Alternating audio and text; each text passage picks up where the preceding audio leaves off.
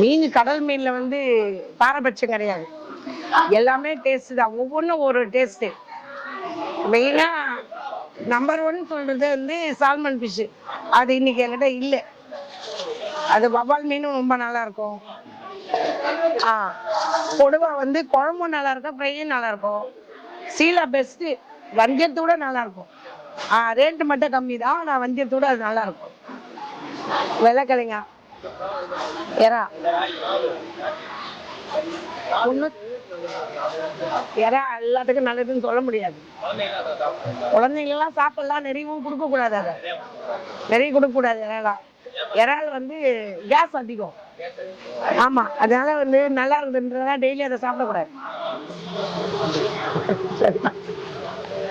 சரிண்ணா. என்னம்மா? கர்ப்பிணிங்க வந்து வெள்ளைக்கிழங்கா, நவரை, இந்த மாதிரி சீலா கூட நல்லா சாப்பிடலாம். அது கூட நல்ல பால் சுரப்புற மீன். அது கூட அது சாப்பிடலாம். கொடுவா கூட சாப்பிடலாம். இறாலும் அந்த அளவுக்கு எடுத்துக்கூடாது. பாப்பாவுக்கு பால் கொடுக்கும்போது அது கேஸ் ஆகும், மூச்சு அடைக்கும். அதனால இதை சாப்பிடக்கூடாது. சும்மா சும்மா ஆசைப்பட்டா சும்மா அது எது ஒன்று எடுத்து வாயில எடுக்கலாமே தவிர அது நிறைய இன்ட்ரெஸ்டிங்காக அதை சாப்பிடக்கூடாது. இறாவை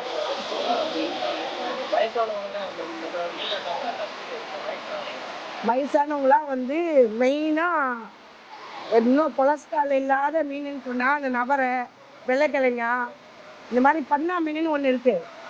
அது பண்ணா மீன் என்கிட்ட இல்லை இன்னைக்கு. நாளைக்கு வந்தால் நிறைய ஐட்டம் இருக்கும். அந்த பண்ணா மீனில் வந்து அது கொலஸ்ட்ராலே இல்லை. அது குழந்தைங்க சாப்பிட்லாம் அந்த மீனை. அது மாதிரி வயசானவங்களும் சாப்பிட்லாம்.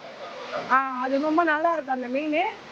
ஒரு மாதிரி கொலஸ்ட்ராலே கிடையாது அந்த மீனில். அவ்வளோ நல்லா இருக்கும் அந்த பண்ணான்ற மீன். அதுவும் நல்லா சாப்பிடலாம். இந்த பண்ணான்றது இப்போ இந்த பனி காலத்தில் தான் வரும். நல்லா வரும் இந்த பனி காலத்தில். ஆனால் இன்னைக்கு என்கிட்ட இல்லை. அது நிறைய வரும். அது நல்லா, அது வயசானவங்க நல்லா சாப்பிடலாம். அது ஒன்றும் பிரச்சனை இல்லை. அது மாதிரி சீலா மீன்ல எந்த ஒரு இதுவும் இல்லை. வயசானவங்க நல்லா முள் இல்லாமல் சதை எடுத்து நல்லா சாப்பிடலாம்.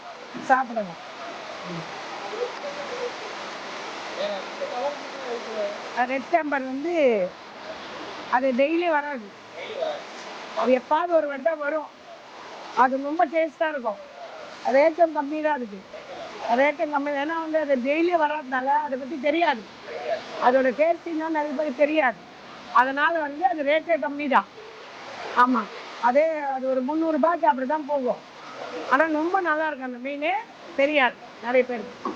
சிலோன்காரங்க இந்த அந்தமான்லேருந்து வராங்களே, அவங்கெல்லாம் வந்து நிறைய வாங்கி சாப்பிடுவாங்க.